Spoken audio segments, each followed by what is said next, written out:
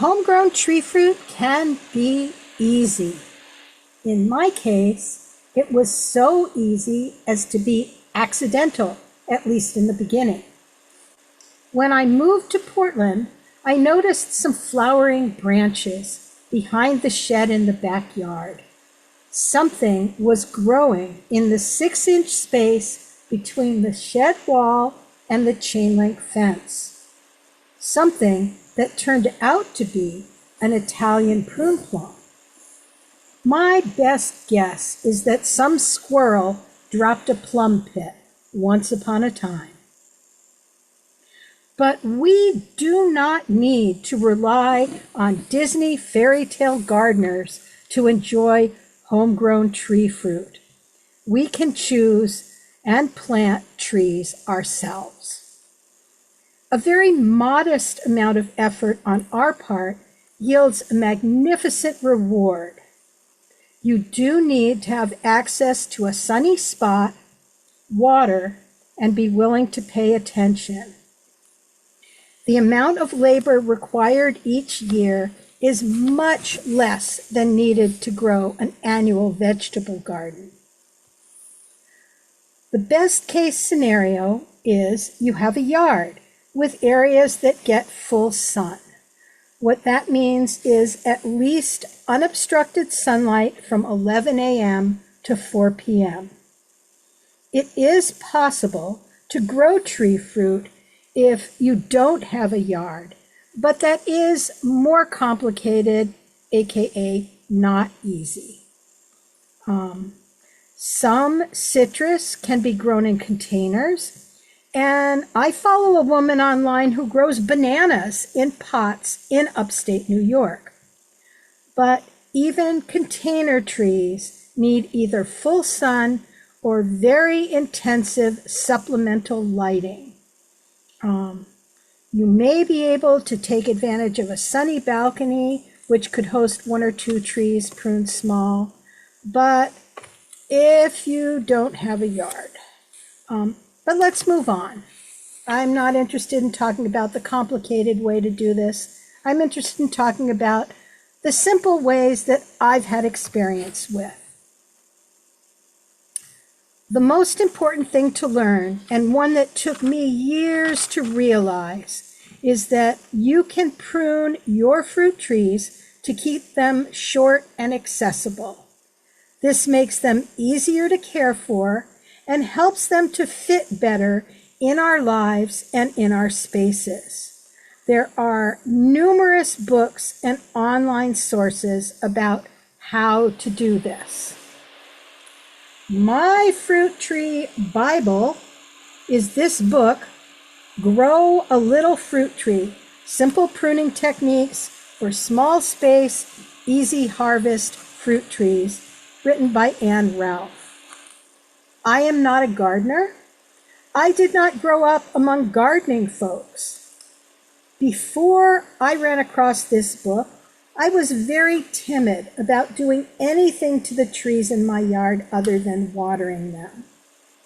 I had already planted an apple tree, and through the Friends of Trees organization, had a persimmon tree planted as a street tree, both of which were fast outgrowing their spaces. As an aside, it is worth looking into Friends of Trees or similar city organizations who often have programs that make available fruit trees to urban dwellers at a reduced cost, as, for example, the Portland City Department of Urban Forestry has a program for low-income people to get free fruit trees. Friends of Trees will bring the trees to you. Their crew digs the hole and plants and stakes the trees. This is very helpful. It's a lot of work to do that. Had I done some initial pruning when these trees were planted, it would have been better. But in the interest of not letting the best be the enemy of the good, you can only begin where you are. These established trees took longer to prune back, but are now accessible. The benefit of pruning them is twofold: not to have to clamber up and down and around on a ladder, which at age 70 I am loath to do, in order to thin the young fruit and then again to harvest the ripe fruit. And this pruning also reduces the quantity of fruit to a workable amount, enough for your needs and some to share, but not bushels and bushels all at one time that you need to do something with, or sadly, I see that happen where fruit just goes into the green waste bin and goes to city compost. I'm sure that many of you have seen a full-size fruit tree in an urban setting, the sidewalk and street surrounding it covered in squashed and decaying tree fruit. An unpruned fig tree, for example, can easily grow over 2 stories tall and equally wide, creating a feast for yellow jackets and vermin. How much nicer it would be to have a small, well-pruned tree that you can harvest standing on the ground and share some delectable figs with friends and neighbors. That is another of the good reasons to grow tree fruit at home. Unlike the spendy store-bought produce, what we grow ourselves allows us to be generous, both for our own meals and to share with others. The carbon cost and food miles are minimized, and we have a choice about any chemical treatments of the fruit. My homegrown tree fruits are all unsprayed and without any chemicals or any post-harvest chemicals. I grow apples, persimmons, quince, prune plums, also blueberries and elderberries, and I just planted a tiny grove of 3 different pear trees in the front yard. If you prune your trees to a modest size, you don't need any equipment other than simple hand tools to care for them. Pruning shears, possibly loppers, and a small handsaw designed for pruning. I'm not particularly robust, and I am quite short, and find this all well within my strength, much better than spending hundreds of dollars hiring an arborist and crew to prune your trees. Which is why my prune plum thicket, mentioned earlier, is so ridiculously tall. It grew straight up for 15 years, squashed between the shed and the fence. And by the time the shed was removed and I had learned about pruning, the by then multiple trees were much too tall to be safely trimmed back by one elderly woman.